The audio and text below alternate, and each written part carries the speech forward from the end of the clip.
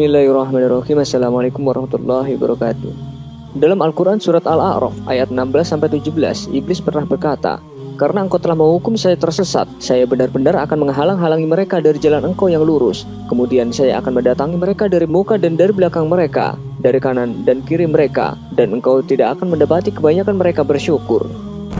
Setan telah berjanji kepada Allah untuk menyesatkan seluruh manusia. Beragam tipu daya dan muslihat akan dilancarkan agar manusia ingkar dari Tuhannya. Salah satu caranya dengan melalaikan manusia dari sholat. Setan akan senantiasa menggoda manusia agar sholatnya tidak sempurna, bahkan membujuk manusia agar ringan meninggalkan sholat. Rasulullah SAW bersabda, "Jika panggilan sholat dikumandangkan, maka setan akan lari sambil mengeluarkan kentut hingga ia tidak mendengar suara azan. Apabila panggilan azan telah selesai, maka setan akan kembali. Dan bila iqamat dikumandangkan, setan kembali berlari. Dan jika iqamat telah selesai dikumandangkan, dia kembali lagi, lalu menyelinap masuk kepada hati seseorang seraya berkata, 'Ingatlah ini dan itu.' Dan terus saja dia melakukan godaan ini hingga seseorang tidak menyadari berapa rakaat yang sudah dia laksanakan dalam sholatnya." Sholat adalah ibadah yang paling utama dan yang pertama kali dihisab. Tentunya setan tidak akan mudah membiarkan manusia menyembah Tuhannya. Setan akan terus menempel bersama orang yang sholat agar sholatnya tidak khusyuk. Berikut ini adalah orang-orang yang sholat bersama setan.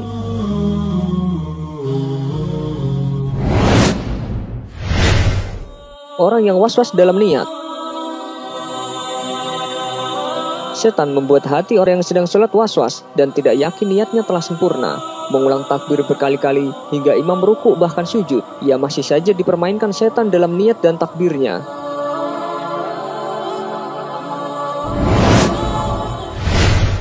Orang yang ingat ini dan itu. Saat tengah sholat, setan akan mendatangi manusia untuk mengingatkan berbagai urusan hingga sholat seseorang menjadi tidak khusyuk. Dikisahkan suatu hari Imam Hanafi didatangi seseorang yang kehilangan barang.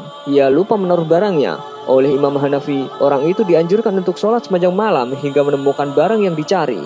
Namun, baru setengah malam menjalankan sholat, setan membuatnya ingat lokasi barang tersebut. Ketika ditanya mengenai hal tersebut, Imam Hanafi menerangkan bahwa setan tidak akan senang apabila seorang hamba khusyuk dalam sholatnya, sehingga setan akan membuatnya mengingat apa yang ia lupakan saat sholat.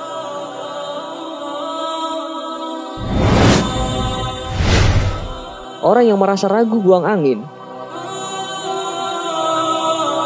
Perasaan ragu buang angin atau tidak adalah sebuah gangguan yang setan hembuskan untuk mengacaukan sholat seseorang. Rasulullah SAW bersabda, "Jika salah seorang di antara kalian merasakan hal itu, maka janganlah membatalkan sholatnya hingga dia mendengar suaranya atau mencium baunya tanpa ragu."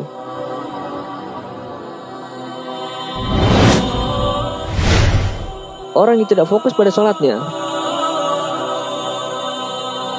Setan akan membuat seseorang yang sedang sholat tidak fokus dengan mencuri perhatian, menjadikan orang yang sedang sholat menengok ke sana kemari, membaca tulisan di depannya, atau teralihkan oleh dering handphone. Dalam sebuah hadis yang diriwayatkan Aisyah radhiyallahu anhu, ia berkata, "Saya bertanya kepada Rasulullah tentang hukum menengok ketika sholat. Rasulullah SAW menjawab, itu adalah curian setan atas sholat seorang hamba."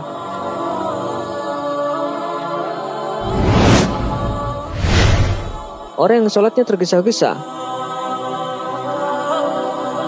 Sholat dengan tergesa-gesa sehingga sholatnya tidak tumanina. Rasulullah sangat melarang hal tersebut. Dalam sebuah hadis, Rasulullah bersabda, "Sejahat-jahat pencuri adalah yang mencuri dari sholatnya." Para sahabat bertanya, "Wahai Rasulullah, bagaimana mencuri dari sholat?" Rasulullah berkata, "Dia tidak sempurnakan ruku dan sujudnya." Dalam hal ini, Rasulullah menganggap perbuatan mencuri dalam sholat lebih buruk daripada mencuri harta.